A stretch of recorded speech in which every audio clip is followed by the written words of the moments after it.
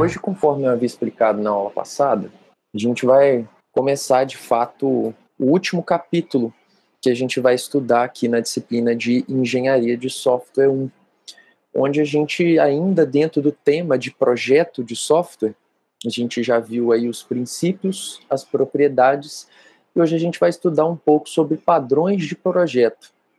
A gente vai falar um pouco sobre isso na aula de hoje e na próxima aula, que vai ser a nossa última aula teórica. O que a gente tem para discutir aí a respeito de padrões de projeto? Com certeza, o tema em si, o termo em si, não deve ser uma novidade para vocês. Talvez alguns tenham até cursado a disciplina do Vladimir. O que a gente vai ver aqui nessa unidade, talvez vocês tenham visto até com um pouco mais de detalhes lá na disciplina, que é uma disciplina específica para tratar a respeito. De uma maneira geral, quando a gente fala de padrões de projeto, a gente está falando de soluções recorrentes para problemas enfrentados por engenheiros de software. Português claro aqui, a ideia é não reinventar a roda. Existem vários problemas que a gente se depara enquanto está projetando um sistema, que naturalmente você tem aquela ideia, mas acho que eu já fiz uma solução parecida, já precisei de uma solução parecida num outro projeto que eu participei, enfim. Em cima dessa ideia de tentar documentar soluções recorrentes enfrentadas dentro do projeto de um software, em 1994, o Gama e esses outros 4 autores lançaram esse livro, que é muito conhecido na área de engenharia de software, que é enfim, a Bíblia de padrões de projeto. Design Patterns, elementos reusáveis em software orientado a objeto. Esse livro é conhecido como o livro da Gangue dos 4. Basicamente, o que a gente vai fazer nessa unidade é estudar uma parte desse livro. Esse livro propõe 23 padrões de projeto. Eu vou tentar, nessas 2 aulas que eu vou abordar esse tema com vocês, dar uma pincelada em 10 desses 23 padrões. Para vocês terem uma noção, a gente vai ver códigos, enfim. Mas já adianto que esse tipo de conteúdo não vai ser só em 2 aulas que vocês vão absorver o conhecimento necessário da forma desejada. Recomendo que depois, além de vocês lerem esse capítulo do livro de Engenharia de Software Moderno, capítulo 6, eventualmente estender esse estudo, não no escopo da disciplina. Estou falando para vocês, assim, do ponto de vista de conhecimento. Recomendo que depois vocês tenham acesso aí ao livro do Gama e, principalmente, tentem praticar os padrões de projeto, porque eles envolvem ideias que nem todo padrão é trivial, que de primeira você vai entender e aquilo já vai fazer todo sentido. Você tem que praticar bastante para entender alguns conceitos. Aqui eu vou tentar introduzir isso para vocês. Bom, então vamos ver utilidades envolvidas aí em padrões de projeto. A primeira delas, sem sombra de dúvida, a mais importante também, é o reuso de projeto. Reuso porque é a ideia de não reinventar, né? É você aproveitar algo que foi usado em N projetos anteriores em projetos que você está fazendo de agora para frente. Suponha que você tem um problema de projeto. Provavelmente, dependendo do problema que você tem, pode ser que já exista um padrão para resolver esse problema. Se existir um padrão para resolver esse problema, é muito interessante que você use esse padrão para resolvê-lo. Não só pelo fato de estar reusando, mas pelo fato de você estar usando uma solução que já foi validada. Padrões de projeto são coisas amplamente difundidas dentro da comunidade de desenvolvimento de software, entre os engenheiros de software. Então, se essas ideias já foram aplicadas em uma infinidade de projetos, funcionaram e são reusadas, por que você vai se dar ao luxo de inventar a sua solução se já existe uma há muito tempo que já foi comprovadamente eficiente para tal? Então, o reuso aqui ele vem muito nesse sentido, de reaproveitar soluções que já são amplamente utilizadas, testadas e validadas. Uma outra questão muito interessante, vamos supor, você está desenvolvendo um projeto de software, né? Você analisou, você está projetando, depois você vai programar. E, naturalmente, alguém vai dar manutenção naquilo depois. Pode ser que quem vai dar manutenção não foi quem desenvolveu originalmente. Se a gente usa padrões de projeto em um projeto de sistema, isso é muito útil também do ponto de vista de vocabulário de comunicação. Então, veja só, a Sara vai dar manutenção num software que a Manuela fez, mas elas não desenvolveram aquilo junto. Ela não necessariamente ela programa da mesma forma que a Manuela, não sabe exatamente o que a Manuela estava pensando quando estava projetando, mas ela vê lá na documentação que a Manuela usou o padrão Builder. que ela usou o padrão Factory, que ela usou o padrão Fachada, que ela usou o padrão Strategy, dentre outros. Pô, não tem segredo.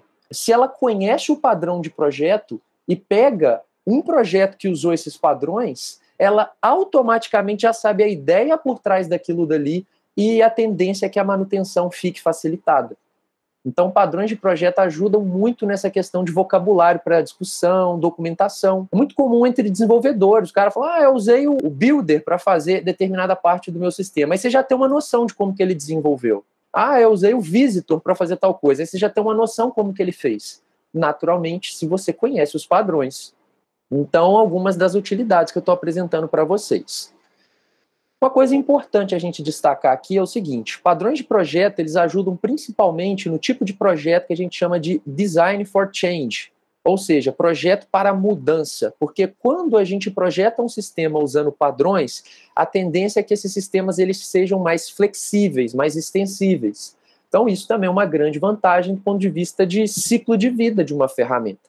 Se ela vai ter um ciclo de vida longo, ela vai ficar anos aí recebendo manutenção e melhorias para continuar sendo eficiente, quanto mais flexível e extensível ela for, melhor. Padrões de projeto tornam as soluções mais flexíveis e extensíveis. A gente vai ver aqui, quando eu começar a mostrar alguns padrões, talvez quando vocês fizeram a disciplina do Vladimir, não tenham tido a noção específica do impacto disso em engenharia de software diretamente. Mas quando a gente vê alguns padrões aqui em específico, vocês vão conseguir mapear eles claramente em algumas das propriedades ou em alguns dos princípios que a gente já estudou. E aí vai fazer mais sentido. Um ajuda no acoplamento, outro ajuda na coesão, e por aí vai.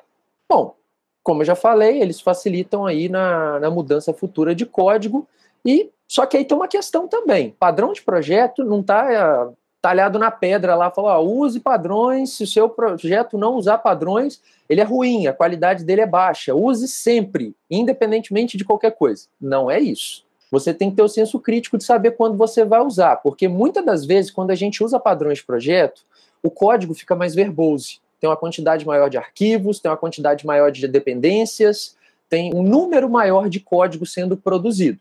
Isso traz vantagens do ponto de vista de flexibilidade, como eu já falei, mas se você estiver desenvolvendo um software que você sabe que dificilmente ele vai precisar mudar ao longo do tempo, é aquilo dali e pronto, dali não passa, não tem por que você usar padrão. Porque aí você só vai ter um trabalho adicional de desenvolvimento e não vai colher os frutos depois a médio e longo prazo que os padrões trazem para vocês, que é de flexibilidade e extensibilidade. Tá certo? Então a gente tem que ter senso crítico, também de saber quando usar. E aqui eu vou tentar mostrar algumas situações de quando deveria, quando não deveria. Lá no livro do Gama, como eu já falei, são propostos 23 padrões de projeto. Nessa unidade, a gente vai estudar 10 deles, que são especificamente os padrões que estão em negrito aqui para você. A gente vai estudar o Factory, a gente vai estudar o Singleton, o Proxy, o Adapter, Facade, Decorator, Strategy, Observer, Template Method e o Visitor. Mas existem outros. Como vocês podem ver, esses padrões eles normalmente são categorizados em 3 tipos. Existem os padrões criacionais, que são padrões que traçam, não é, soluções de projeto quanto à criação de objetos. Então a gente vai estudar 2 deles. Existem os padrões estruturais, a gente vai estudar 4 deles aqui, e o objetivo desses padrões é exatamente traçar soluções recorrentes envolvendo composição de objetos, ou seja, um objeto dentro de outro. E existem os padrões comportamentais, a gente também vai estudar 4 deles aqui. E o objetivo dos padrões comportamentais é exatamente de propor soluções, né, recorrentes que envolvam a interação entre classes e objeto e a divisão de responsabilidades. Então, são padrões que focam em trazer coesão para soluções, por exemplo. Já que ele está dividindo responsabilidades, cada um tem uma única. E a gente separa elas aí para juntos resolvermos um problema maior. Essa é a ideia deles. Certo? Bom, quando a gente vai ver a documentação de um padrão de projeto, e aqui não vai ser diferente, se vocês forem ler lá o livro do Gama, por exemplo, lá todo padrão é documentado com um contexto, com um problema e com uma solução, que é a melhor forma da gente entender um padrão. Um contexto basicamente vai apresentar um exemplo de um sistema ou de uma parte de um sistema. Nesse contexto, existe alguma coisa a ser resolvida no projeto, pendente. E aí, aquele problema levantado vai ter um padrão que se propõe a solucioná-lo e que é amplamente utilizado nessas soluções. E, naturalmente, isso sempre vem acompanhado com um exemplo de código para realmente não ser algo abstrato, é algo materializado mesmo. Padrões de projeto, a gente vê isso aplicado em código, não é só teoria, não. Obviamente, por trás deles estão a parte teórica de princípios e propriedades que a gente viu na unidade anterior. Passado aí a introdução da ideia para vocês, vamos começar a discutir sobre padrões de projeto. Vou começar mostrando para vocês alguns padrões mais simples, e aí a gente vai evoluindo ao longo dessa unidade, vendo padrões cada vez mais complexos. E para alguns deles, para poder tentar facilitar o entendimento da ideia, eu vou usar alguns diagramas UML, para a gente entender bem quando que usa herança, quando que tem composição. Então, vendo o diagrama assim por cima e as classes envolvidas, fica mais fácil de entender os papéis de cada uma dentro daquela solução proposta. Mas vamos lá, vamos por partes. O primeiro deles é um padrão bem simples, que é o padrão factory, ou padrão fábrica, se a gente for fazer uma tradução literal aí para português. Como eu já tinha falado agora há pouco, esse padrão ele é um padrão criacional, então ele busca flexibilizar a criação de objetos. Vamos dar uma olhada num contexto aqui, ó. Imagina um cenário onde a gente tem um sistema que usa canais de comunicação. Então, várias partes desse sistema precisa de alocar objetos de um canal de comunicação específico. E quando eu falo de canais de comunicação, a gente pode fazer o mapeamento em protocolos de redes. Eu acredito que boa parte ainda não tenha cursado a disciplina de redes, mas na disciplina de redes vocês vão estudar vários protocolos de comunicação, TCP/IP, UDP e por aí vai. Então aqui a gente está imaginando um sistema que ele usa alguns canais de comunicação específicos e em vários pontos dele ele vai precisar alocar objetos para canais de comunicação específicos. Beleza. Qual que é o problema que a gente tem aqui? Uma vez que eu já contextualizei o cenário. Alguns dos clientes desse sistema vão precisar usar o padrão UDP. Outros clientes vão precisar usar o padrão TCP. Aqui, por exemplo, eu tinha mostrado 3 clientes. Nesse caso, todos os 3 clientes entendam como partes do sistema que vão chamar métodos, vão criar objetos de uma classe. Os 3 aqui estão com TCP, mas esse está TCP, esse poderia ser UDP, esse TCP e por aí vai. Qual que é o problema aqui? Esse sistema, da maneira como eu apresentei ele até agora, ele não atende o princípio de aberto e fechado. O princípio de aberto e fechado que a gente viu na aula passada, basicamente é um projeto que ele está aberto a extensões, a customizações, mas ele está fechado para modificações em código. Se determinado cliente vai precisar usar TCP, outros vão precisar usar o UDP, a gente tem um problema aqui envolvendo a parametrização, então, de chamadas do método new, chamadas do construtor. A gente tem várias chamadas de new espalhadas aí pelo código, certo?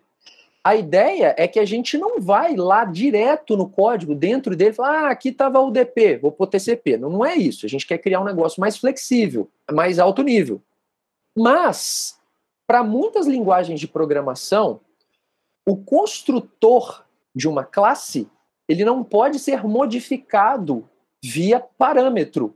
Por padrão, um construtor ele pode ter várias assinaturas, sim, mas no final das contas, um construtor em Java, um construtor em C++, ele sempre constrói um objeto de uma mesma classe. Concorda comigo?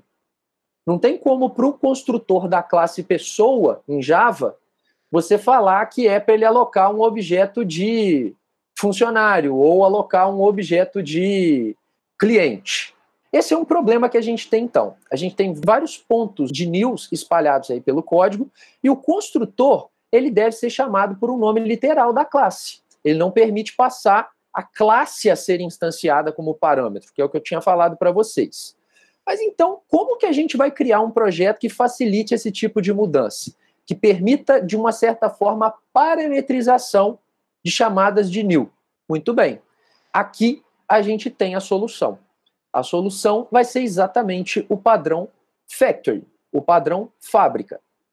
Na literatura, pessoal, existem várias versões do padrão Factory. Aqui a gente está vendo a fábrica estática, mas existem algumas variações, como, por exemplo, a fábrica abstrata, que eu não vou entrar em detalhes aqui na disciplina, porque foge um pouquinho ao escopo.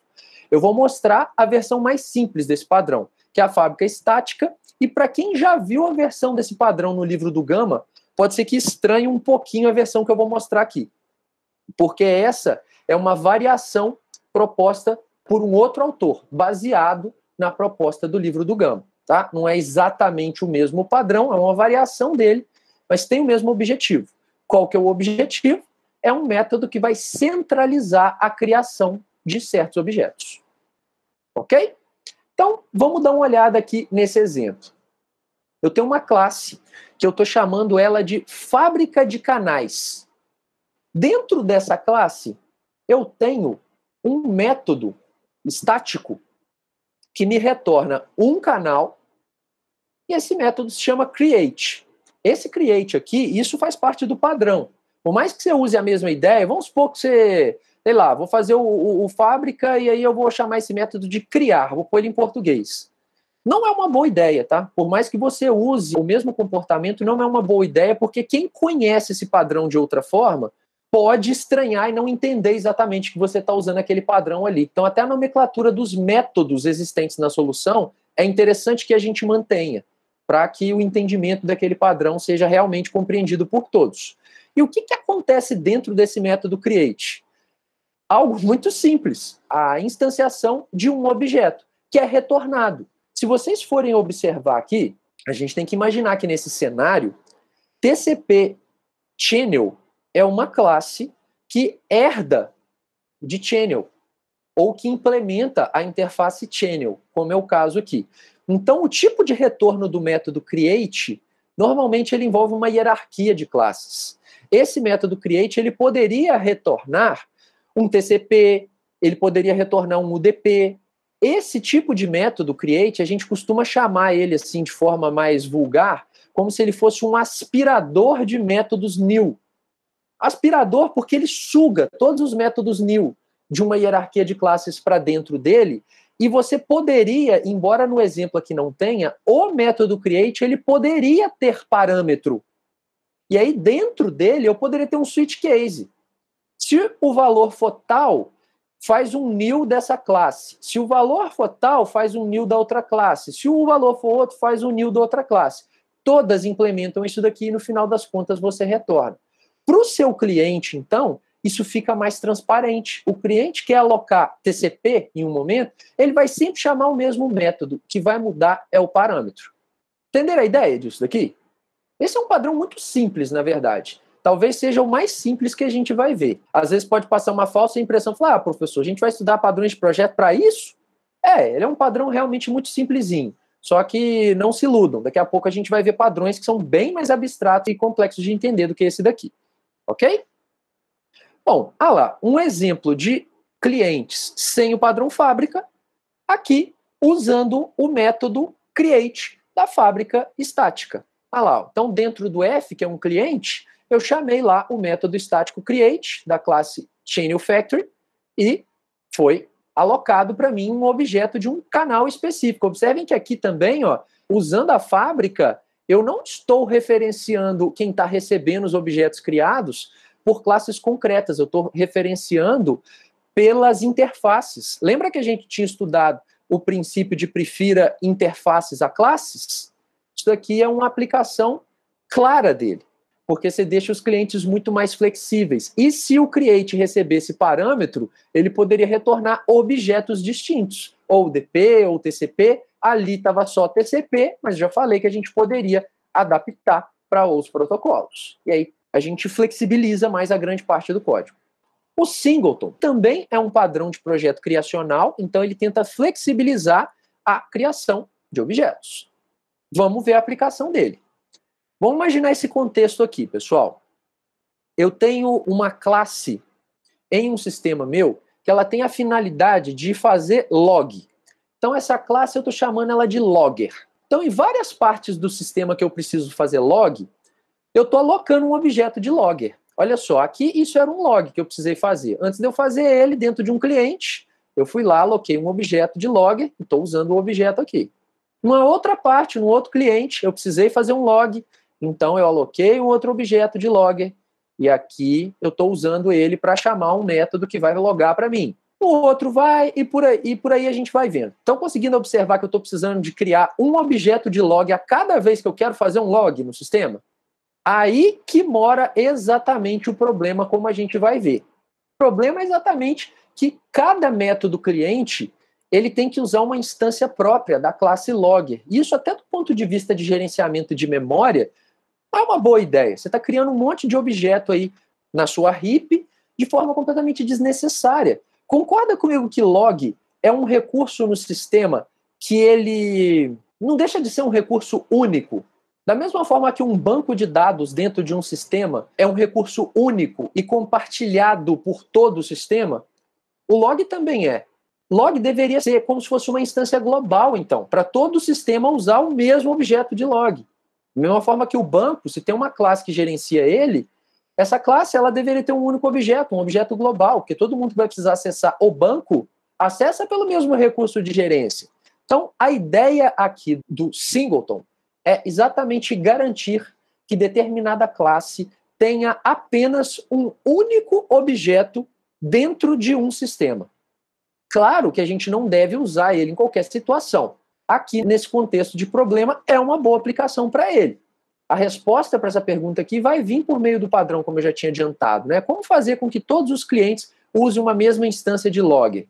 Na verdade, deve existir uma única instância dessa classe. Então, toda operação seria registrada, por exemplo, num mesmo arquivo de texto. Imagina que se dentro do construtor de logger ele criasse um arquivo de texto próprio. Esse print aqui vai ficar salvo nesse arquivo depois. Poxa, se cada vez que você criar um objeto, você estiver criando um arquivo diferente, depois para você gerenciar esse log para ver o que aconteceu no sistema, vai ficar um inferno. Vai ficar um negócio muito complicado. Então, a ideia aqui, a solução, vem por meio desse padrão. A ideia do singleton, então, é transformar essa classe logger em uma classe que só aceita, no máximo, uma instância. Ou seja, nem se o programador, o cliente, o usuário da classe logger, que aqui cliente entenda como o programador que vai usar essa classe. Nem se ele quiser, ele vai conseguir criar mais de um objeto dela. Porque o próprio padrão vai estruturar a classe de uma forma onde se torne impossível você alocar mais de um objeto dela. Aí vocês estão pensando, pô, interessante, mas como é que eu vou fazer isso? Vou mostrar código daqui a pouquinho. Mas antes, uma observação aqui, ó. O singleton, esse padrão, a gente deve usar somente para modelar recursos que conceitualmente deveriam possuir apenas uma única instância durante a execução de um programa. Como eu tinha dado o exemplo do banco de dados. Não faz sentido você querer que a classe pessoa seja singleton. Pô, por quê? Só existe uma pessoa no mundo? Então só vai ter um objeto de pessoa no sistema? A gente sabe que não é assim. Conceitualmente, aquela classe não representa algo único. Então não faz sentido ela ser um singleton. Um logger faz. Dentro de um sistema, log é uma coisa só. É um conjunto de dados. O banco de dados é uma coisa só. É um conjunto de tabelas, mas é um conjunto compartilhado pelo sistema inteiro. Por aí vai. Então a gente sempre tem que ter esse senso crítico antes de transformar uma classe em um singleton. Ele não deve ser usado como artifício unicamente para criar uma variável global, porque isso geraria o acoplamento ruim, que é aquele acoplamento que não vem por meio de interfaces públicas estáveis. A classe logger aqui, olhando ela por dentro, estou transformando ela num singleton. Isso está acontecendo de que forma? Vamos analisar por partes aqui. Primeira coisa, dentro da classe logger, que vai virar um singleton, o construtor dela tem que ser privado. Vocês estão vendo que aqui o construtor é privado? Por que o construtor tem que ser privado? Concorda comigo que um método privado, independentemente de ser o construtor ou não, um método privado só pode ser chamado dentro da classe que ele foi implementado? Então, se o construtor é privado, eu só consigo alocar um objeto da classe logger por dentro da classe logger, porque eu não vou conseguir chamar esse método por fora. Então, um cliente de logger não consegue alocar um objeto dele. Não vou conseguir dar um new fora dessa classe. Já, então, que eu só consigo criar objetos de logger por dentro da própria classe, eu tenho que ter um ponteiro dentro da classe para uma instância de logger. Tá vendo que isso daqui é um ponteiro para a classe logger? Ele vai apontar para o único objeto existente dessa classe, no sistema inteiro. Se vocês forem observar, ele é privado exatamente para não permitir que um cliente, por fora da classe, modifique para onde que esse ponteiro está apontando. Se ele é privado, eu só consigo modificar ele por dentro da classe. Se ele fosse público, o cliente apontava ele para outro lugar. Muito bem. E ele é estático porque é exatamente uma instância global daquela classe. Ele tem que ser estático para eu conseguir acessar ele por fora da classe. Por que ele tem que ser estático para acessar ele por fora da classe? Se ele só existe dentro da classe, eu vou precisar de um método público para me permitir acessar esse objeto por fora. Não concorda comigo? Esse método está aqui, ó. Método public static logger getInstance. Esse nome getInstance é importante, ele faz parte da estrutura do padrão. Método getInstance, ou obtenha instância, é a única forma de recuperar o objeto, o único objeto de logger por fora dela. Então, um cliente da classe que quiser usar logger, ele vai precisar de chamar o método getInstance. Mas ele vai chamar por onde? Se um cliente não consegue criar um objeto, ele só consegue chamar esse método se ele for estático. Concorda comigo? Porque é um método que vai ser chamado pela classe, não um método que vai ser chamado por um objeto. Se esse método aqui não fosse estático, a gente entrava naquele dilema lá do que veio primeiro, o ovo ou a galinha. O cliente não ia conseguir acessar o objeto porque o método dependia de um objeto. Então, o método getInstance ele tem que ser estático para um cliente conseguir acessá-lo por meio da classe, não de uma instância. E o que acontece dentro dele? Basicamente, aqui é criado o objeto. Na hora que um cliente chamar o getInstance, qual que é o teste que é feito? Instance, que é esse ponteiro aqui, ó, ele é igual a nulo. Ou seja, ainda não existe um objeto de logger. Se essa condição for verdadeira, esse objeto ele é criado agora. Dentro da classe eu consigo chamar new logger. Eu posso chamar o construtor aqui dentro. E, independentemente de eu ter criado esse objeto ou não, getInstance retorna essa instância, que já poderia existir. Se ela já existisse, esse if aqui ia dar false. Aí só retorna o único objeto existente. Se não existisse, criava agora e retornava. E aí, o que essa classe vai ter além disso, pessoal? O que essa classe vai ter além disso são os métodos dela própria.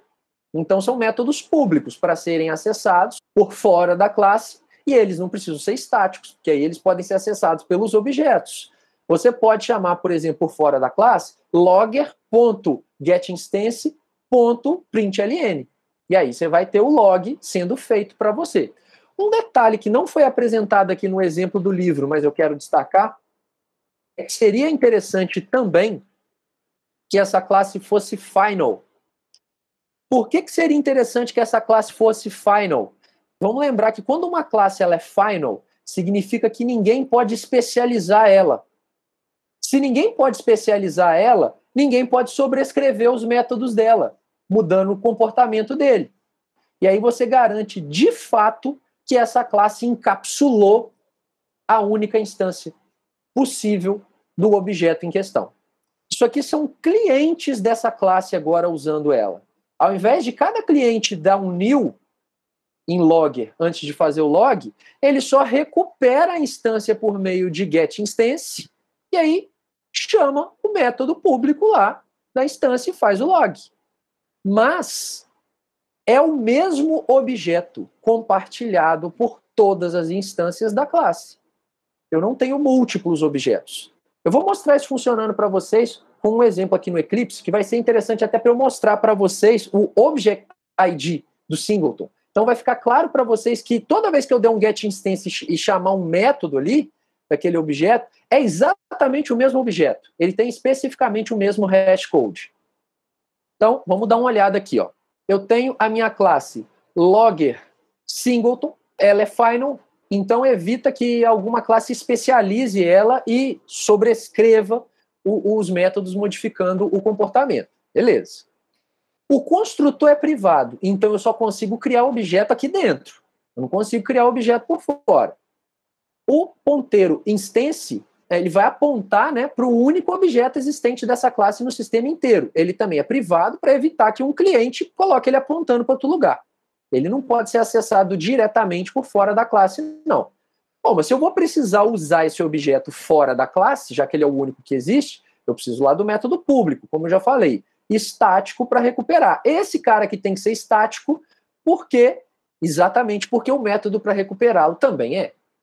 Então, lá, ele vai retornar um objeto desse cara, ele chama getInstance, vai fazer o teste, se a instância for igual a nula, cria o apontamento aqui, ó, e depois retorna, independentemente de ter criado agora ou não. Faz o print, beleza.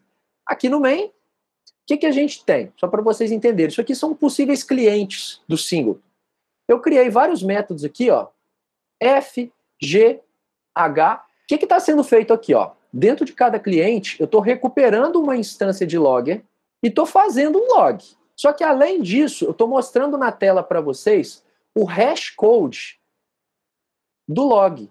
Hash code em Java, quando você chama esse método, você pode chamar para qualquer objeto e ele te retorna o Object ID daquele objeto criado. Vocês vão poder ver aqui que o Object ID em todos os clientes é o mesmo, porque eu tenho sempre os mesmos objetos. Aqui eu estou chamando esses métodos lá, ó, F, G e H. E a gente vai ver funcionando. Rodou. Ah lá, ó. Como vocês podem ver, na hora que eu estava no cliente F, ele fez esse log, rodou. Olha o Object ID do log. Esse é o Object ID no cliente F. Esse é o Object ID no cliente H. Então aqui, quando eu estava fazendo o uso de log, println, log, println, log, println, era sempre o mesmo objeto. Eu só tenho um objeto dessa classe no sistema inteiro. Conseguiram ver esse padrão funcionando? Ele também é um padrão fácil, relativamente simples. Agora que as coisas vão começar a ficar assim um pouquinho mais abstratas. Aqui a gente passa a ter não um padrão criacional, mas sim um padrão estrutural. Padrão proxy. Ele é um padrão estrutural. Então ele tem o objetivo de flexibilizar a composição de objetos, flexibilizar a composição, colocar um objeto dentro de outro na estrutura de uma classe. Então vamos ver contexto, problema e solução. Contexto aqui é o seguinte: eu tenho um sistema de biblioteca. Nesse sistema eu tenho, por exemplo, uma função para pesquisar livros. Esse é o principal objetivo da classe BookSearch. Classe busca de livros, ela tem um método lá, book, que ele recebe como parâmetro um ISBN e ele retorna um livro, um objeto de um livro, se ele encontrar um livro com aquele ISBN. Isso é um contexto. O problema aqui é o seguinte: imagina que esse sistema já existia. A BookSearch é uma classe que foi implementada pela Sarah, quando ela estava desenvolvendo esse sistema, e aí a Manuela ela vai dar manutenção nesse sistema que foi desenvolvido pela Sarah, e ela está querendo melhorar o sistema de busca. Ela está querendo colocar um cache. Por que ela está querendo colocar um cache no sistema de busca? Para melhorar o desempenho.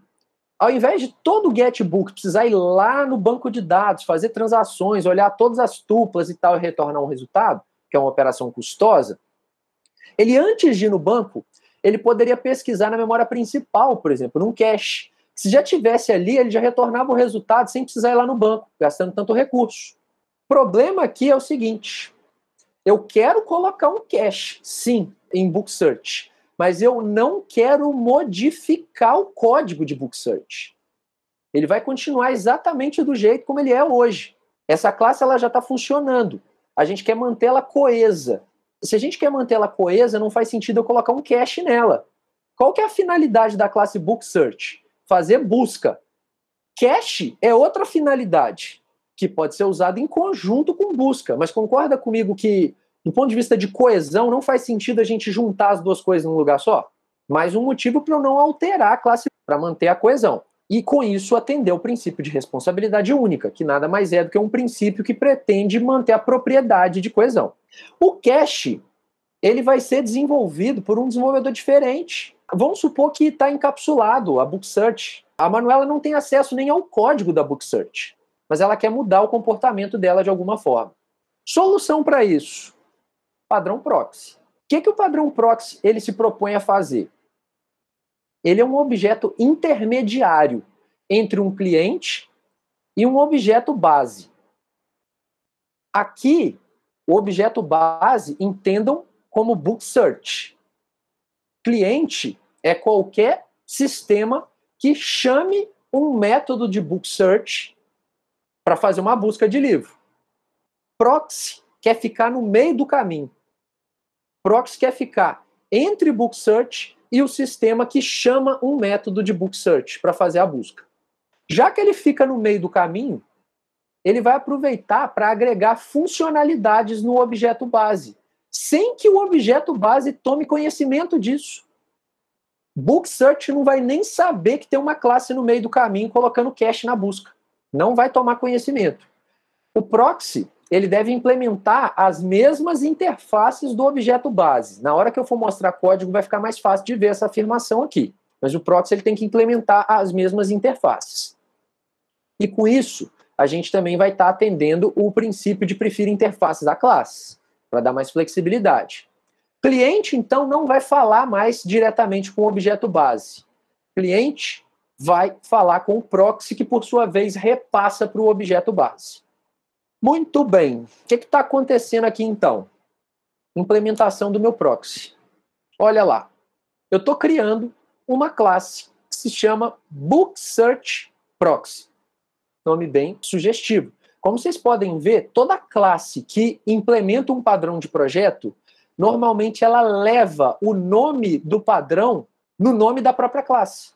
Um singleton, uma classe que é singleton, tem singleton no nome. Uma classe que é fábrica, tem factory no nome. Uma classe que é proxy, tem proxy no nome. Então eu estou criando aqui o proxy do Book Search. E ele implementa a interface Book Search Interface. A classe Book Search também implementa essa interface. Isso é necessário para que esse padrão funcione. Bom, e basicamente, o que existe dentro dessa interface Book Search é o método getBook. Por isso que a classe Book Search tinha uma implementação de getBook e por isso que Book Search Proxy também tem uma implementação de getBook, que implementam a mesma interface.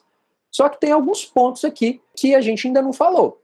Por exemplo, o construtor do meu proxy, ele vai precisar receber como parâmetro um objeto da classe base.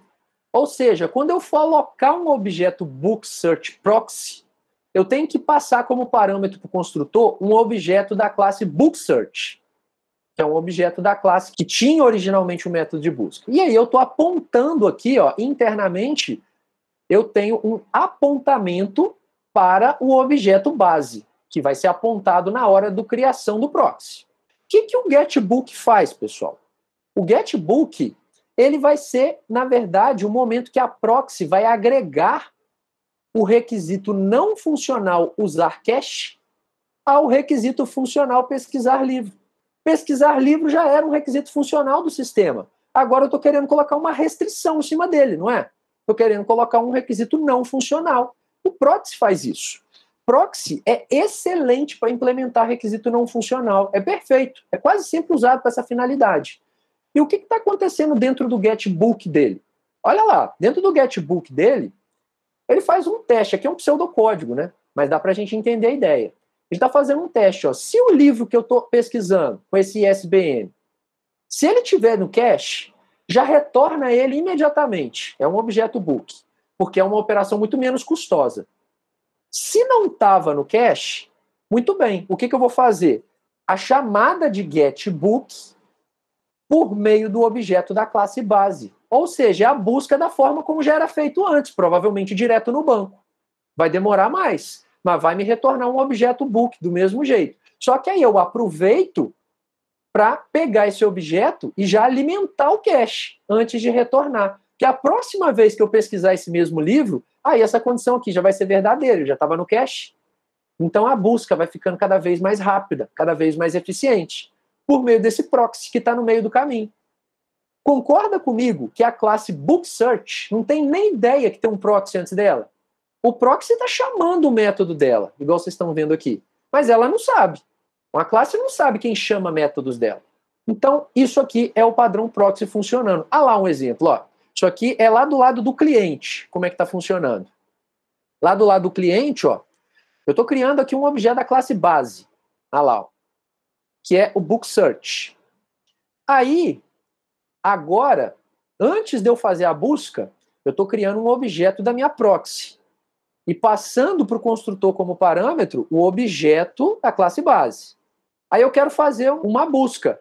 Um cliente que vai fazer uma busca, a view aqui, ó, que é uma tela, ela vai ser um cliente, no final das contas. Ela quer fazer busca. Pela tela você vai fazer busca de livros. Só que ela vai fazer busca por meio de quem? Por meio da proxy. Olha lá, na hora que você cria um objeto cliente, você passa para ele como parâmetro a proxy. Composição de objeto acontecendo. E dentro da proxy tem um objeto base. Então, na hora que o cliente chamar lá pbs.getBook, vai ser esse cara aqui trabalhando. Se ele não der conta, ele põe esse aqui para trabalhar. Então, aqui, ó, cliente da classe base, como eu já falei, ele deve receber como parâmetro, né, como referência, um objeto, né, que implementa a interface que é implementada tanto pela classe base, tanto pela proxy, porque aí ele fica flexível também. Você pode, em determinado momento, passar para ele um book search, em determinado outro momento você passa book search proxy. Então, o cliente também não é punido pelo fato de existir a proxy, se ele referenciar os objetos que ele recebe por meio da interface. É um princípio que a gente viu, de prefira interfaces a classes. Aí o polimorfismo faz isso tudo funcionar, tá na mesma hierarquia. Ficou claro para você isso daqui, pessoal? Já é um padrão um pouco mais abstrato do que os dois primeiros que a gente tinha visto. Agora a gente vai para um outro que também tem lá o seu nível de abstração. Nada que se compare a Observer, a Visitor e outros que a gente ainda vai ver, mas o nível de abstração está aumentando. Esse também é um padrão de projeto estrutural, ou seja, ele também tem a finalidade de flexibilizar a composição de classes e de objeto. Padrão adapter, ou adaptador, se a gente for fazer uma tradução literal. E o nome dele aqui é muito sugestivo mesmo, tá? Isso aqui é um adaptador de tomada, não é? Você pega aí o padrão americano, por exemplo, que é essa tomada de pino chatinho, e passa ele para o padrão brasileiro novo. Aqui só não tem o pino do terra, mas é o mesmo padrão brasileiro. Esse padrão de projeto, Adapter, ele se propõe a fazer a mesma coisa que esse cara aqui. Ele tem uma interface de entrada, que tem um padrão específico, e ele tem uma interface de saída, que tem outro padrão. Ele fica no meio do caminho para converter uma interface para outra. É isso que ele quer fazer. E a gente vai ver isso aqui aplicado em código, para vocês verem a aplicabilidade, e é muito usado. Vamos lá, vamos contextualizar o cenário. Eu tenho aqui um sistema que ele quer se propor a controlar projetores multimídia. Ele quer controlar N data shows que tem aí numa faculdade. Só que a gente sabe que na UFV você vai numa sala, tem um data show da Samsung, vai na outra sala, tem um data show da LG, vai na outra, tem um data show da Epson. Vamos imaginar o seguinte cenário. Quando você compra um data show desse, o desenvolvedor daquele data show, ele já te dá acesso a uma biblioteca de código que possua uma interface que te permita programar para o data show. Tá? Vamos imaginar esse cenário. Você comprou um data show da Samsung, você já tem acesso à biblioteca da Samsung que te permite a programar o projetor da Samsung. A LG te fornece uma outra biblioteca diferente da Samsung que te permite programar para o projetor da LG. A questão aqui é o seguinte, eu estou desenvolvendo um sistema para a universidade e esse sistema ele quer conversar com qualquer data show, de qualquer marca. Eu vou precisar de um adaptador para isso daí, porque a interface de uso da LG é diferente da interface de uso da Samsung. Aqui eu estou dando uma ilustração. Ó. A classe que é a interface de comunicação do projetor da Samsung, o método para ligar o projetor lá, ele se chama turn on. E ele não recebe parâmetro. O da LG, o método para a mesma finalidade, além de ser uma classe distinta, ele se chama enable.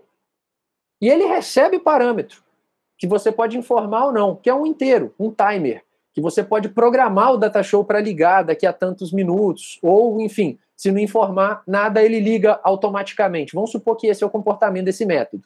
Essas classes são fornecidas pelo desenvolvedor. Logo, nós não conseguimos modificar nada dentro dessas classes. A gente, teoricamente, não teria nem acesso ao código, a gente só teria acesso à documentação. Esse é o contexto. Então, a gente tem um problema. O problema é que no sistema de controle de multimídia, eu gostaria de manipular uma única interface projetor. Para mim, projetor não tem marca. Projetor é projetor. Se é Samsung, se é LG, Epson, o que for, é projetor. Então, lá no meu sistema de controle, que vai ser um cliente desses múltiplos projetores, eu quero fazer algo parecido com isso daqui, ó. Eu quero ter um método init, que eu passo para ele como parâmetro um objeto da interface projetor, que é uma interface genérica, qualquer marca, independente de qualquer marca, eu tenho um projetor, e nessa interface projetor, eu tenho um método que se chama liga. Se eu passar para ele aqui um objeto projetor Samsung, eu quero que o método liga ligue o projetor Samsung.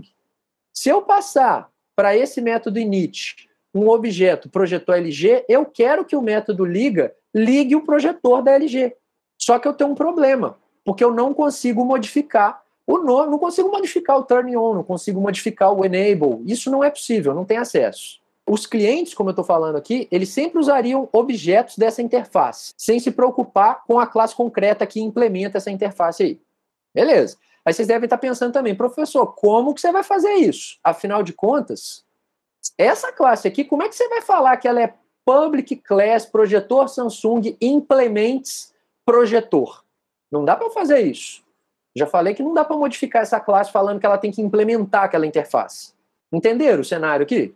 Muito bem. Então, considerando essa questão que eu acabei de falar, que a gente tem classes fornecidas pelos fabricantes e, portanto, elas não são modificáveis, não vai ser possível eu fazer com que elas implementem a interface que eu quero usar no meu cliente para generalizar qualquer projetor. Resumo, eu vou precisar de um adaptador. Vou precisar de um adaptador por quê? Bom, eu tenho um padrão de entrada específico, que é a interface projetor, que tem lá o seu método liga. Mas concorda comigo que dentro do método liga, eu quero que de alguma forma ele chame enable ou que ele chame turn on? Então a saída disso daqui é um outro padrão. Aqui eu tenho o método liga, aqui eu tenho enable, turn on. Então para o método liga chamar o turn on, ou para o método liga chamar o enable, eu preciso de um adaptador no meio do caminho para tornar essas classes compatíveis. Então, como eu estou falando aqui, ó, recomenda-se usar esse padrão para converter interfaces de classes. Por exemplo, aqui converter a interface projetor nos métodos públicos das classes dos fabricantes, que é o que eu tinha acabado de falar. Então, vamos a código. O que eu estou fazendo? Lembrando que o foco do padrão não é nem mudar aqui e nem mudar aqui. Isso já está pronto. Ele vai fazer isso aqui. Só isso que ele se propõe a fazer. Converter um no outro. Esse cara que eu destaquei ali é essa classe que eu estou criando agora. A classe adaptador projetor Samsung. Essa classe implementa a interface de entrada do adaptador, que é a interface projetor, que é essa interface aqui, ó. O adaptador implementa essa interface. Muito bem, então se ele implementa, ele tem que dar implementações dos métodos dessa interface, que é, nesse caso, o método liga. Liga é um método da interface projetor. Beleza, aqui dentro o que eu tenho? O construtor da classe adaptador precisa de receber como parâmetro um objeto da classe que é o padrão de saída do adaptador. Ele implementa a interface de entrada e ele recebe como parâmetro no construtor um objeto da interface de saída, que nesse caso vai ser o projetor Samsung. Afinal de contas, ele quer adaptar o projetor Samsung para essa interface mais genérica projetor. Então aqui, ó, eu estou colocando um apontamento interno para esse cara logo na hora que eu construo. Dentro do método liga, o que está acontecendo? Na hora que eu chamo o método liga, dentro dele, ele faz o quê? Chama turn on do projetor da Samsung. Tá aí, ó. Eu tenho esse sujeito, eu tenho esse sujeito. Eu não consigo alterar esse cara, mas eu quero controlar o meu sistema usando só esse cara. Mas quem faz a coisa funcionar de fato é esse sujeito, que é ele que está ligado diretamente na máquina. Então eu criei esse cara aqui no meio do caminho para permitir isso daqui virar isso daqui. Tentando mostrar de uma forma mais visual, aqui um diagrama UML, um diagrama de sequência para vocês entenderem. O método init que vocês estão vendo aqui, ó, init está aqui, ó, lá no meu problema. Lembra que o meu sistema de controle de projetores, ele queria chamar o init, receber um projetor, seja ele qual fosse, e ligar ele. Na hora que eu chamei o init, ele recebeu como parâmetro o quê? A implementação de um adapter. E aí vocês vão pensar, pô, mas como assim, professor? Por que a implementação de um adapter? Ele não recebia aqui um objeto projetor? Sim, mas concorda comigo que o meu adaptador implementa essa interface? Então, via polimorfismo, se eu passo um objeto de adaptador projetor Samsung para um parâmetro que espera uma interface projetor, ele aceita. Porque um adaptador projetor Samsung é um projetor. Certo? O que está sendo feito aqui então? Para aquilo funcionar, juntando as classes que vocês já viram e agora o cliente sendo usado, criei um objeto concreto da classe projetor Samsung. Estou criando um adaptador para o projetor Samsung, que eu estou chamando de adapter, para o construtor dele. Eu passo o objeto projetor Samsung como parâmetro e passei o adaptador para o meu init. Dentro do init, ele chama o método liga, que é o método do adaptador, não é isso? E dentro do método liga, ele chama o turn on do Samsung. E aí tudo aconteceu. A gente poderia criar outros adaptadores, pessoal, e deveria, na verdade. Aqui eu só criei o adaptador projetor Samsung, mas o ideal é que eu tivesse também a classe adaptador projetor LG, implements projetor. Aí aqui dentro do liga, eu ia chamar o método enable. Ah, professor, mas aí eu ia ter um problema, porque o método liga da interface projetor, ele não recebe parâmetro. E o método enable de projetor LG recebe um parâmetro inteiro, certo? Então a gente não iria colocar um parâmetro aqui mesmo, mas dentro dele você ia estabelecer um valor padrão, que seria um timer único para todas as chamadas ou nenhum timer. Você ia padronizar isso. Lá em Android, pessoal, para quem está fazendo a disciplina comigo, já usou adapter e às vezes não viu. Lá no Pokémon GO mesmo, na hora que a gente faz aquela Pokédex, a gente tem um problema de adaptação. Qual que é o problema de adaptação? A gente tem uma lista de objetos Pokémon.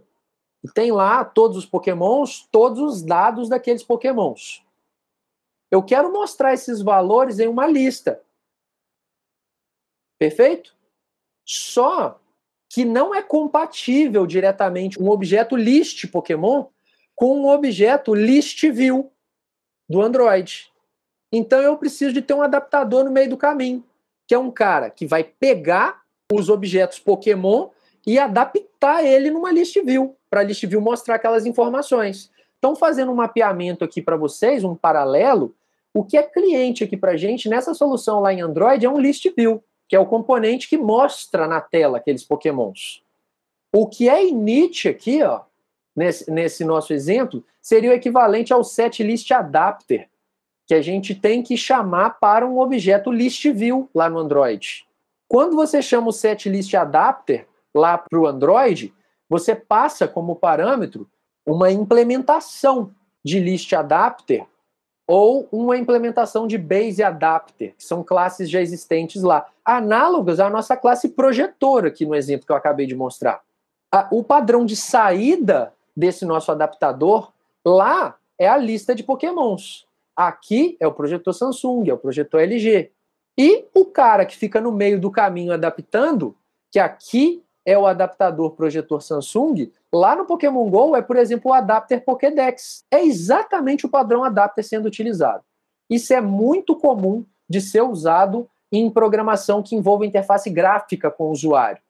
Porque, normalmente, você tem já classes meio genéricas para fazer determinadas coisas e você quer injetar informações dentro dela. Aí você tem que adaptar aquela informação para conseguir mostrar lá na tela. Que é o que eu acabei de explicar aqui para vocês. Como eu falei, pessoal, não tem como eu achar que com esses 3, 4 slides que eu mostrei aqui para vocês do Adapter, vocês já entenderam, vão sair programando usando o Adapter. Se você não sentar para programar um exemplo desse, aplicado numa situação específica, e tentar ver aquele código funcionando, aquela ideia funcionando, você vai ter um pouco de dificuldade de absorver, de fato, como esse padrão funciona. Mas é muito importante você entender, desde o início, o conceito dele. Porque quando você estiver projetando um sistema e se deparar com uma situação como essa, você já sabe que existe uma solução validada para aquilo. Aí você vai lá e aplica. É o padrão de projeto. Padrão fachada, esse eu já falei aqui com vocês também na disciplina de engenharia de software, só que agora eu vou mostrar ele de forma mais detalhada, né? Eu vou mostrar inclusive código usando ele. Quando a gente estava estudando o diagrama de pacotes da OML, eu falei desse cara com vocês, padrão fachada. Ele também é um padrão estrutural, então logo ele tem a finalidade de flexibilizar a composição de classe e objetos, assim como o Adapter fazia, assim como o Proxy também fazia, só que de outra forma. Vamos entender. Contexto, problema e solução para o fachada. Contexto é o seguinte. Imagina que existe um módulo M em um sistema que ele é usado por diversos outros módulos daquele sistema. Esse é o contexto. Qual que é o problema que a gente pode ter aí? A interface de M, ela é complexa. Então, os clientes, ou seja, os programadores de módulos que dependem de M, que se acoplam a M, os programadores desses módulos, eles reclamam que é difícil de usar a interface pública de M. Ela é confusa, ela é complexa. Eventualmente, ela não é coesa. Ela possui, às vezes, métodos que fazem sentido para um, mas não fazem sentido para outro. A gente viu isso em princípios de projeto na aula passada. Uma possível solução para isso é criar uma interface mais simples para M, para facilitar a vida dos clientes. Afinal de contas, tem muita gente usando e todo mundo está com dificuldade, vamos facilitar a vida dessas pessoas. E a simplificação dessa interface pode ser feita por meio do padrão fachada. Vamos lá, vou tentar exemplificar isso para vocês aqui. Imagina que existe um módulo, aquele módulo M poderia ser um interpretador de uma linguagem X para a linguagem Java, ou um compilador, como preferirem. Esse módulo ele recebe como entrada código na linguagem X e ele retorna como saída código na linguagem Java. Esse é o propósito desse módulo. Só que a interface dele é complexa. Vamos entender essa interface dele. Isso é a interface dele. Olha só, se eu quiser converter um código da linguagem X para a linguagem Y, eu teria que fazer isso daqui com ele, ó, naquele modo. Eu teria que criar um objeto do meu analisador léxico, que aqui está mapeado numa classe que se chama scanner. Eu passo para ele como parâmetro um script na linguagem X. Aí eu vou ter que criar um parser que vai receber o objeto do meu analisador léxico como parâmetro.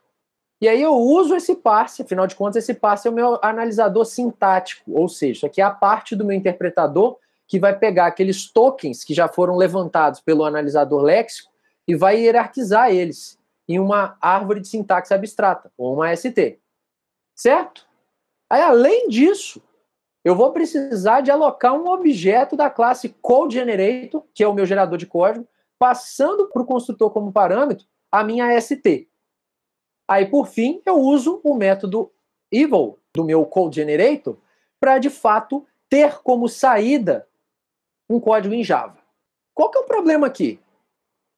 O cara que estiver precisando, em algum momento, programar algo para converter de X para Java, ele precisa de conhecer várias classes internas do interpretador para poder converter o código. Isso é uma dificuldade completamente desnecessária. Você dificulta a vida do cliente. E, às vezes eu não tenho a mínima ideia como funciona o analisador léxico. Você já imaginou se quando você estivesse compilando para C++, compilando para Pascal, para qualquer outra linguagem compilada, você, ao invés de chamar só um método compilar, você tivesse que chamar coisas de dentro do compilador, passo a passo do compilador? Concorda comigo que isso seria muito mais complicado? do que simplesmente chamar, compilar. Essa é uma dificuldade desnecessária. A gente pode criar uma fachada que vai encapsular tudo isso daqui e prover uma interface mais simples. A fachada aqui, ó, a classe fachada aqui é essa classe interpretador X. O que essa classe propõe a fazer? Ó? Ela quer encapsular essa dificuldade de código que vocês tinham visto antes. Essa classe, então, ela tem aqui ó, uma string que é, respectivamente, um script na linguagem de entrada do interpretador, que vai ser a linguagem X. Na hora que eu for criar um objeto dessa classe, ó lá, chamando o construtor dela, eu já passo como parâmetro para o construtor o código naquela linguagem. E aí ela guarda aqui dentro no atributo dela. Além disso, ela só tem um método de evaluation, de avaliação. E dentro dele, o que acontece? Toda a compilação. Ah lá, ó, o script eu já tinha falado lá na hora que eu criei o objeto, ele vem para cá, né, o analisador léxico já funcionou, criei a AST, converti o código e tudo está funcionando. Como que um cliente, então, vai precisar agora trabalhar para usar essa classe? Ao invés dele fazer tudo isso daqui, ele vai fazer só isso. Eu quero compilar de X para Java, beleza. Cria um objeto interpretador X, toma aí o script em X e me retorna ele em Java. Só essa linha. Pronto. Concorda comigo que eu facilitei muito mais esse código aqui? Então, qual que é a proposta do padrão de projeto fachada? Ele é um padrão muito utilizado em código legado, quando você vai fazer refatoração de código. O que é refatoração, professor? Não lembro. Quando a gente fala em refatoração, você vai pegar um código que já funciona, já está em produção, mas vai melhorar a qualidade dele, sem modificar o comportamento dele, que é o que eu fiz aqui. Imagina que você foi contratado, você vai ter que trabalhar num sistema, já tinha classes prontas que você vai precisar manutenir, e você vai criar classes que conversem com essas classes do sistema legado. Às vezes é melhor, primeiro você fazer um trabalho de encapsulamento do sistema legado, melhorando as interfaces dele, para depois você criar dependências para ele. Ficou claro para vocês essa situação? Isso melhora e melhora muito a manutenibilidade de um sistema. Padrão decorator, ou decorador, como preferirem.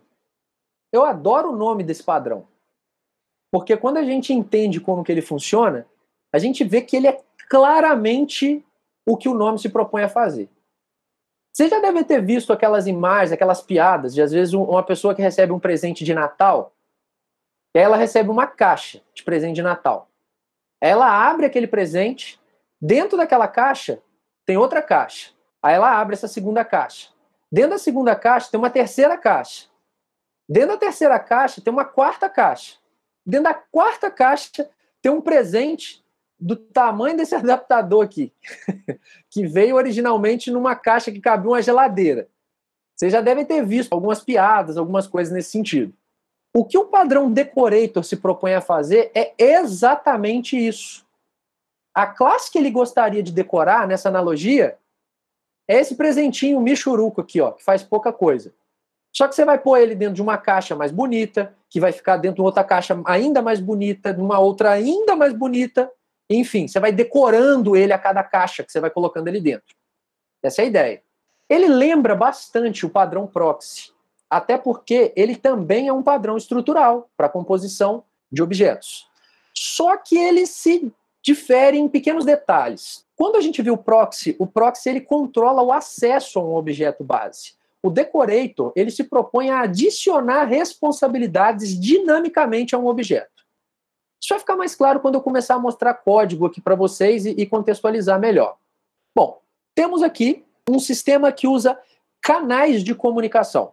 Parecido com o exemplo que a gente viu lá na hora que eu estava mostrando o padrão fábrica ou padrão factory para vocês. Só que vai ser um pouquinho diferente, porque aqui, além de eu ter um sistema que usa canais de comunicação, ele pode usar canais de comunicação de formas diferentes.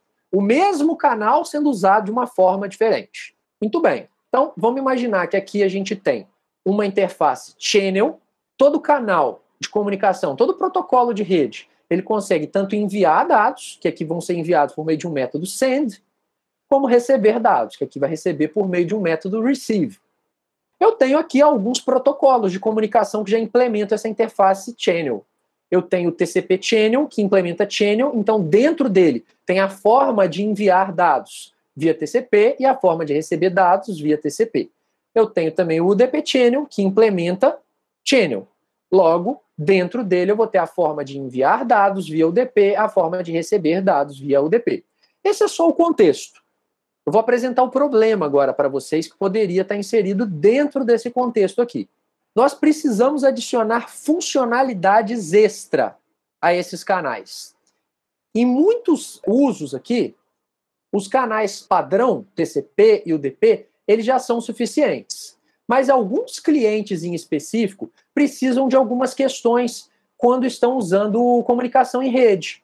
Por exemplo, tem sistema que para reduzir o número de dados trafegado na rede, independentemente do protocolo utilizado, ele precisa de compactar uma mensagem na hora que ele envia e descompactar ela quando ele recebe. Isso já no protocolo. Tem sistema que, para dar mais velocidade, né, por exemplo, streaming, sistema de streaming, faz buffer dos pacotes. Então, mesmo se eventualmente a sua internet cair por uns 2 segundos, der um pico ali, ele continua tendo dados que já estavam guardados no buffer, pode ser que sejam o suficiente para continuar indo até que a internet volte. Aí parece que nada aconteceu. É uma forma de tornar um sistema tolerante a falhas, né? Um sistema em rede tolerante a falhas. Nem todos precisam de buffer, alguns precisam. Tem sistema que usa log, quando ele está enviando e recebendo dados, para ter um histórico de tudo que trafegou. A questão aqui é o seguinte: nem todo sistema precisa compactar e descompactar. Uns sim, outros não. Nem todo sistema precisa de buffer. Nem todo sistema precisa de log. Tem sistema que precisa só compactar e só fazer log. Tem outro que precisa só fazer buffer e fazer log. Tem outro que precisa só compactar e fazer log. Tem outro que precisa só, enfim. Conseguiram observar que eu tenho múltiplas combinações de formas de usar o mesmo protocolo? Eu tenho essas funcionalidades como opcionais e combináveis. É possível usar algumas, uma ou nenhuma. Então você deve estar pensando, pô, mas como que eu vou preparar um sistema para em determinado momento ele enviar uma mensagem TCP compactada, em outro momento enviar uma mensagem TCP com buffer e compactada, num outro momento enviar uma mensagem TCP compactada com buffer e com log? Uma possível solução que pode vir à mente poderia ser essa: criar múltiplas subclasses. Isso não é o padrão ainda não. Estou discutindo ainda em cima do problema. Isso seria uma opção. Você tem lá TCP, você cria a classe, por exemplo, TCP Zip Channel, que é o TCP com compactação. Você tem a classe TCP Channel, você cria a classe TCP Buffer Channel, que é o TCP com buffer. Você poderia criar TCP Buffer Zip Channel, que é o TCP com buffer e compactação. E aí você faz essas combinações. São múltiplas aqui. Poderia fazer o mesmo para o UDP. UDP com compactação, UDP com buffer, UDP com buffer e compactação, UDP com log, buffer e compactação, e por aí vai. Muitas classes, né? Aí que mora o problema. Essa solução ela é completamente inviável, devido à explosão combinatória do número de subclasses. Ali eu tinha 3 possibilidades diferentes. Diferentes olhando isoladamente, né? TCP ou de UDP. Mas imagine que fossem 10, 20. Imagina a explosão combinatória disso daí. Concorda comigo que seria completamente inviável você implementar 200 classes, 300 classes para fazer todas essas combinações? Não faz sentido. Aí que vem a solução. Padrão decorator. Esse padrão ele resolve esse problema, que é o de adicionar novas funcionalidades a uma classe por meio de composição, não por meio de herança, como eu tinha mostrado anteriormente. Lembra que a gente viu o princípio de prefira composição à herança? Quase sempre que para um mesmo problema você tem uma solução com herança e uma solução com composição, a com composição costuma ser melhor. E aqui não vai ser diferente. O decorator é uma instância desse princípio. Então vamos entender ele. O que a gente tem aqui? Primeiro de tudo, a gente tem aqui, ó, um cliente configurando um canal. O cliente, na hora que ele vai fazer uma comunicação via TCP, na hora que ele vai fazer uma comunicação via UDP, o cliente que vai decidir como ele vai usar aquele canal. Por exemplo, aqui, ó, esse cliente está usando o TCP com compactação. Lembra aquela ideia das caixas que eu tinha falado para vocês, de colocar uma caixa dentro de uma caixa, e o presente está lá dentro? O presente aqui é o protocolo que vai ser decorado, que é o TCP Channel. Eu estou decorando ele, colocando ele dentro de uma caixa, que é a compactação desse canal. Logo, esse canal aqui vai trafegar dados compactados via esse protocolo. A configuração do canal ocorre no momento da instanciação do mesmo. O NIL mais interno sempre cria o objeto a ser decorado, como eu já falei. Nesse caso vai ser TCP ou vai ser UDP. Eu sei que isso ainda deve estar confuso. Fala, pô, professor, mas como que é a implementação do Zip Channel para isso aí fazer sentido? Vamos lá, vamos por partes. Vou mostrar aqui para vocês. Esse é o objeto que está sendo decorado. Aqui vem a decoração. Eu poderia ter uma outra possibilidade. Da caixa, dentro da caixa, dentro da caixa. Ó, esse é o objeto sendo decorado, que é o TCP Channel. Esse segundo exemplo aqui, esse cliente, ele vai precisar de mensagens TCP compactadas e com buffer. É o presente dentro de uma caixa que está dentro de uma outra caixa. É exatamente isso. Então, dentro de uma caixa tem outra. Então, no final das contas, o presente é o que está sendo decorado por meio das caixas. Passar dessa parte lúdica, eu vou mostrar para vocês como que um código como esse pode fazer sentido para esse protocolo poder funcionar. A implementação do decorator, ela vai ter sempre uma classe base, que nesse caso a gente vai chamar de Channel Decorator. O nome do padrão vem no nome da classe. Se eu quero decorar canais, é o decorador do canal. Se eu quero decorar pessoas, provavelmente seria People Decorator, ou coisa assim, tá? Então, essa classe base, ela é importante. E vai existir uma subclasse para cada funcionalidade decorativa. Ou seja, eu vou ter a classe Zip Channel, que herda de Channel Decorator. Eu vou ter a classe Buffered Channel, que herda de Channel Decorator. Eu vou ter a classe Log Channel, que herda de Channel Decorator. E eu vou ter cada subclasse que eu quiser, que iria servir para decorar um canal, herdando do mesmo. Não vai ser necessário mais a gente criar subclasses com as combinações das funcionalidades. Tipo essa daqui, ó, TCP Buffered Zip Channel. Eu não vou precisar ter classes específicas para as combinações. As combinações serão feitas pelos clientes, da forma como eles precisam, colocando dentro da caixa que ele quer, ou não. Tem cliente que vai pôr dentro de uma caixa específica, tem outro que vai pôr dentro da outra, tem outro que vai pôr dentro de duas, tem outro que vai pôr dentro de três, tem outro que vai pôr dentro de nenhuma. Isso vai ficar flexível, devido à própria estrutura do código. Não vai existir mais essa explosão combinatória. Então, vamos lá. A classe base que eu tinha falado para vocês, a Channel Decorator, ela está aqui ilustrada. Essa classe, ela implementa a interface Channel. Por quê? Ela precisa de enviar e receber mensagem. Lembra que a interface Channel tem um método Send e tem um método Receive? E que a classe TCP Channel implementa essa interface? E que a classe UDP Channel implementa essa interface? Agora eu estou criando o decorador. O que esse decorador faz aqui? Ó?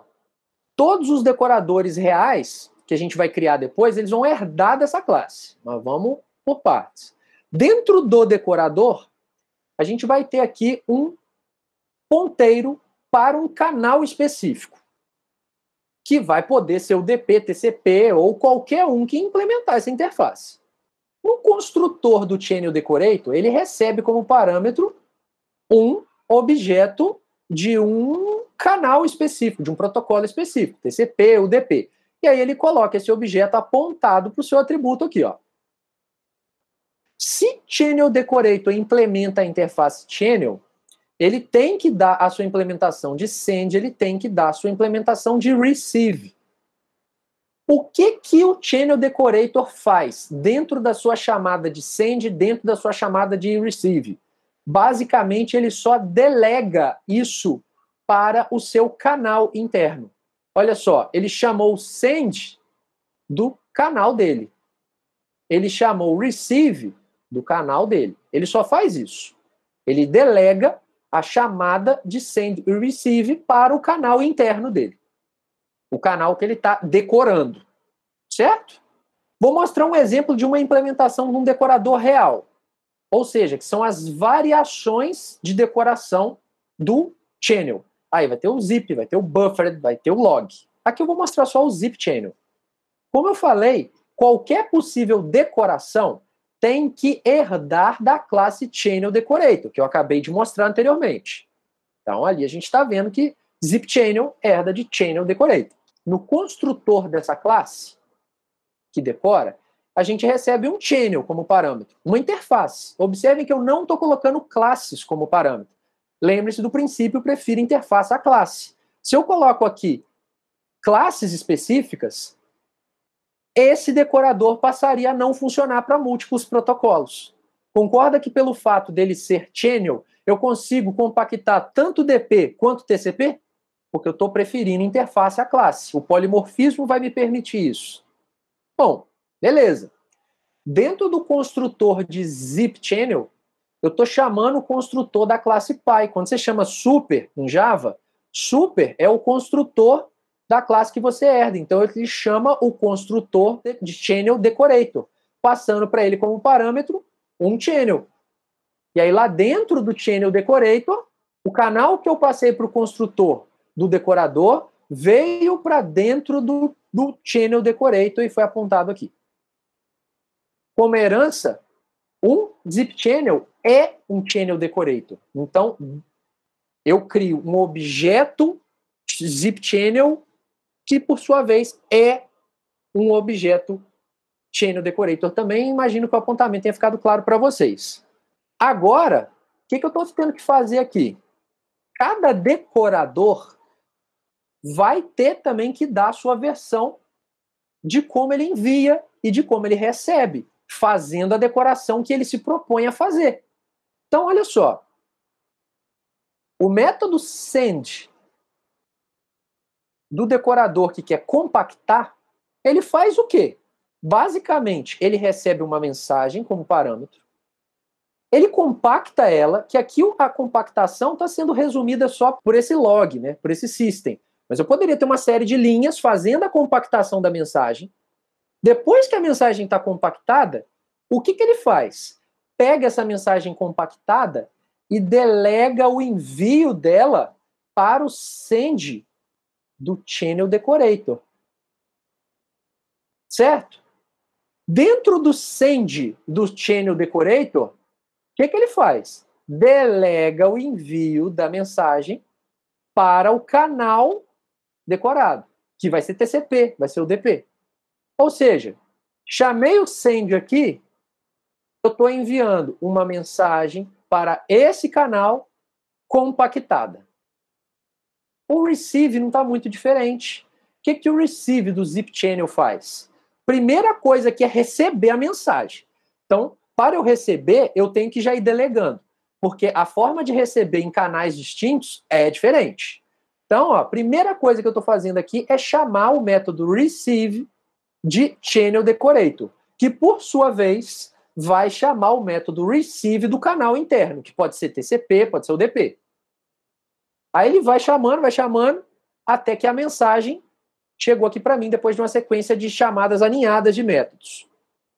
Essa mensagem que eu recebi, como eu estou numa decoração de descompactação, eu entendo que eu já recebi ela compactada, agora eu vou ter que descompactar ela antes de devolver. Olha lá, ó. Vamos fazer um mapeamento aqui no exemplo, então, lá de determinadas situações. Se eu crio um buffered channel, igual eu estava fazendo aqui, ó, buffered channel recebe como parâmetro um zip channel, recebe como parâmetro um TCP channel. O que está acontecendo aqui, ó? Na hora que eu chamo send desse canal, ele vai chamar send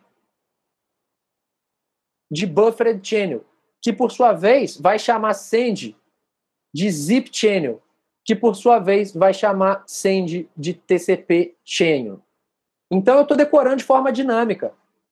O super channel dentro do buffered channel é o zip channel. O super channel dentro do zip channel, nesse exemplo aqui, é o TCP channel. E o TCP channel, ele já é o caminho final, ele não vai delegar para ninguém. O send dele é enviar por meio daquele protocolo, o caminho final. Para ilustrar esse padrão de uma maneira um pouco melhor, eu criei esse diagrama de classes UML para vocês, que eu acho que ele ajuda muito a gente ter essa percepção da estrutura dessa solução. O que a gente tem aqui? A gente tem uma interface channel, que ela tem métodos send, método receive. Todo mundo que implementar essa interface tem que ter uma implementação de send, tem que ter uma implementação de receive. Quem que implementa a classe channel? O decorador, a classe channel decorator, é a classe que vai ser base de todas as possíveis decorações. Ela tem que implementar channel, como eu já mostrei para vocês. Então, dentro dela, ela tem no seu construtor o recebimento de um canal, seja ele qual for, e dentro do seu método receive, ela vai delegar o envio para esse canal. Dentro do receive, ela vai delegar o recebimento para esse canal. Esse canal pode ser qualquer um dos tipos de protocolo de comunicação. Aqui eu coloquei só duas versões, o DP Channel, TCP Channel. Eles também implementam essa interface. Por isso eles têm método send, por isso eles têm método receive, que internamente só se preocupam com características do protocolo, e não com coisas que vão ser decoradas em cima daquilo. Logo, se na hora que eu estou construindo um channel decorator, eu passar como parâmetro para o construtor um UDP channel ou passar um TCP channel, aceita, porque ele espera um channel, aí o polimorfismo funciona. Só que aí vem os possíveis decoradores reais aqui embaixo, que eu ilustrei com zip channel e com buffer channel. Esses caras, eles têm que herdar do channel decorator. Sempre eles herdam do channel decorator. E no construtor de cada um, eles recebem como parâmetro um channel. Vejam só, se eu passo... Aí vocês podem pensar, pô, mas que estranho, professor. Aqui, veja só, na hora que eu chamei o construtor do buffered channel, você passou um objeto zip channel. Por que isso funcionou? Vamos lá. Esse cara não espera um channel. Esse sujeito aqui não herda dessa classe que, por sua vez, implementa essa interface. Logo, zip channel indiretamente implementa essa interface também, que a classe pai dela implementa. Então eu posso passar um zip channel para um channel, para a interface channel, porque está na mesma hierarquia de classe. O polimorfismo vai aceitar.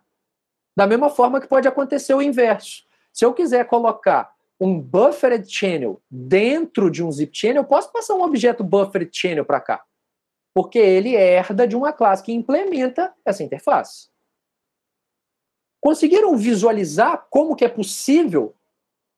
Como que facilita? Ao invés da gente ter aquela explosão combinatória, se cada decorador novo que surgir para esse canal, eu coloco aqui, ó, herdou, e a maneira que vai ser usada essas decorações, o cliente se vira para fazer. Ele pode usar com as combinações que ele quiser. Todas são possíveis. Depende da necessidade dele. Vendo isso funcionar melhor, vamos ver num diagrama de sequência. O que a gente tem aqui, ó? A linha que eu já tinha mostrado. Dentro do buffered channel tem um zip channel que tem TCP channel. Então eu estou querendo enviar uma mensagem TCP compactada com buffer. Imagina então que eu chamei o método send desse canal aqui, ó, que foi criado por meio desse new que eu acabei de mostrar. Na hora que você chama o send desse canal que é um buffered channel, dá para a gente ver, é o new do buffered channel que está apontando esse ponteiro aí. Quando eu chamo o método send desse cara, dentro do send do buffer channel, ele faz o que ele tem que fazer para poder colocar uma mensagem no buffer, e aí ele chama o método send da sua classe pai. Certo? Que é um channel decorator. Buffered Channel não herda de Channel Decorator? Então esse send aqui, ó, é o send de Channel Decorator. Dentro do Channel Decorator, ele não delega, vamos voltar aqui ó, no Channel Decorator. Dentro do Channel Decorator, ele não delega a chamada do seu send para o send do seu canal interno. Não é isso que ele faz? Então, vamos voltar lá. Ele está chamando o send, então, do zip channel. Não é o zip channel que foi passado no construtor do buffered channel, que por sua vez foi apontado no channel decorator desse cara? Beleza. Aí, dentro do send do zip channel, ele compacta aquela mensagem que já está no buffer e chama o send da sua classe Py, chama o send do seu channel decorator. Afinal de contas, todo zip channel é um channel decorator, que herda. Aí, dentro do método send do channel decorator, ele vai chamar o método send do seu canal interno, que nesse caso já é o TCP channel. E aí a mensagem de fato está sendo enviada no seu ponto final. Tem essa sequência de chamadas aí. Se a gente for ver o caminho inverso, imagina que para isso daqui eu chame o método receive. É mais ou menos a mesma coisa. Chamei o receive de buffered channel, ele vai fazendo o quê? Primeiro tem que receber a mensagem pelo protocolo. Então, ó, chamou o receive e não fez nada, só delegou para o seu channel decorator, que por sua vez delegou para o seu canal interno, que é um zip channel, que por sua vez delegou para a sua classe Py, que é um channel decorator, que por sua vez delegou para o seu canal interno, que é um TCP channel. Beleza, aqui a mensagem chegou, é no TCP channel que ela chega. Aí ela vai voltando, como se você estivesse abrindo aquela caixa de presente de dentro para fora. Lá de dentro do presente você vai saindo, caixa por caixa. Pega essa mensagem, descompacta ela, tira ela do buffer, chegou para o usuário. Para a gente fechar a aula de hoje, eu vou mostrar um exemplo disso funcionando para vocês por meio desse código aí. Temos aqui então, ó, vamos ver algumas das classes que a gente tem. Tem a classe Channel, que é a interface padrão. Channel Decorator implementa aquela interface, certo? Delegando aí a chamada dos seus métodos send e receive para o seu canal interno. Os canais podem ser, ó, TCP Channel, pode ser o DP Channel. Tá vendo? Ambos são canais que implementam a interface channel. Ó, o DP channel implementa channel, TCP channel implementa channel. E aqui eu só estou mudando os logs internos para quando a gente chamar send e receive, a gente conseguir ver se foi o send do TCP, se foi o send do UDP e por aí vai. Além disso, o que a gente tem aqui? Os decoradores reais. Então a gente tem zip channel, por exemplo, que herda então de channel decorator. Então, no seu construtor, ele recebe um canal e cria um objeto também da sua classe Py, chama o construtor da sua classe Py passando esse canal lá para dentro, e aí no seu send, ele faz o que ele tem que fazer e chama o send do seu Py. No receive, ele recebe pelo seu Py, faz o que ele tem que fazer. Isso vale para zip channel e isso vale para buffer channel. Aí o que está mudando aqui é só os logs para a gente conseguir ver por qual decorador passou. Por fim, eu tenho meu cliente. O que esse meu cliente aqui está fazendo? Algumas variações. Eu tenho o primeiro canal aqui que eu estou criando. É um canal que tem buffer, tem compactação e comunicação via TCP. Uma vez que eu criei esse canal, eu estou chamando o método send dele para enviar uma mensagem. Essa mensagem que eu quero enviar. Mensagem sendo enviada. Depois, eu quero receber uma mensagem, chamando o método receive desse canal. Aí eu vou receber essa mensagem e vou mostrar ela aqui. Estou fazendo isso para um outro canal, um pouquinho diferente. Ele também tem buffer, ele também tem compactação, só que aqui é com o padrão UDP. Até para brincar um pouquinho com isso daqui, deixa eu copiar essa linha de código, vou jogar para cá, eu vou criar um terceiro canal com uma decoração um pouquinho mais simples. A decoração aqui vai ser o seguinte: eu não vou querer que esse canal tenha buffer. Só vai ser uma mensagem UDP compactada. Eu decorei de uma forma diferente. Por fim, uma última decoração aqui. Eu vou colocar aqui uma decoração que vai ter só mensagem com buffer e usando TCP, para a gente ter variações. Perfeito? Vamos rodar esse código. Olha o que eu vejo aqui via log, ó. As múltiplas variações que a gente teve. A primeira delas, que é para esse channel aqui, ó, que ele era TCP com buffer e compactado. O que aconteceu? Na hora que eu chamei o send, o que ele fez? Retirou a mensagem do buffer para poder enviar e mandou mensagem enviada. Aí, ele compactou essa mensagem. Por fim, enviou a mensagem TCP, que antes de ser enviada, tinha sido retirada de um buffer, tinha sido compactada. Se vocês acompanharem esses logs, dá para ver que isso era fruto do send da buffer channel, isso era fruto do send da zip channel, e isso é fruto do send da TCP channel. Aqui, ó, esse mesmo cliente, ele recebe uma mensagem, usando essa mesma combinação de buffer, zip, TCP. Então, ele recebe uma mensagem via TCP, que é lá na ponta final, no canal que está sendo decorado. Aí ele descompacta ela no zip channel, coloca ela no buffer, e aí ela chegou para mim. Isso aqui é o receive do TCP, isso é o receive do zip channel, isso é o receive do buffer channel. E aí a gente tem as outras variações. Olha lá, ó. Aqui a gente tinha um canal com buffer, compactação e UDP, tanto enviando como recebendo. Aqui a gente tinha um outro canal compactando apenas e enviando via UDP, recebendo também. Olha lá, ó. E aqui a gente tinha um canal retirando do buffer, enviando e recebendo com TCP e buffer. Imagino que tenha ficado claro para vocês essas decorações. Eu poderia fazer as combinações que eu quisesse, sem a necessidade de tantas subclasses, igual a primeira solução mostrada. Na próxima aula, a gente vai continuar essa discussão conversando sobre mais alguns padrões de projeto. Dando continuidade, falando especificamente agora sobre os padrões de projeto comportamentais. A gente já viu hoje os criacionais, já vimos os estruturais e agora faltam ver 4 padrões comportamentais, que a gente vai ver na nossa próxima e última aula teórica. Espero que vocês estejam gostando aí da unidade. Um abração para vocês, até mais.